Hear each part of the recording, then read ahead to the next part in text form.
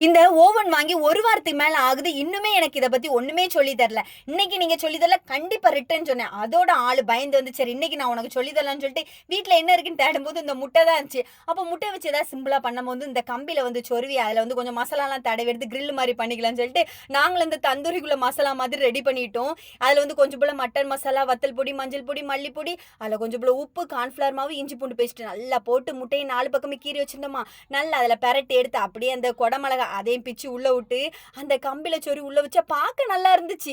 அப்புறம் என்ன ரியாக்ஷன் நடக்கும்னு சொல்லிட்டு ஃபர்ஸ்ட் டோஸ்ட் பண்ணலாம்னு சொல்லிட்டு ஒரு 10 நிமிஷம் டைம் செட் பண்ணி உள்ள வச்சோம்.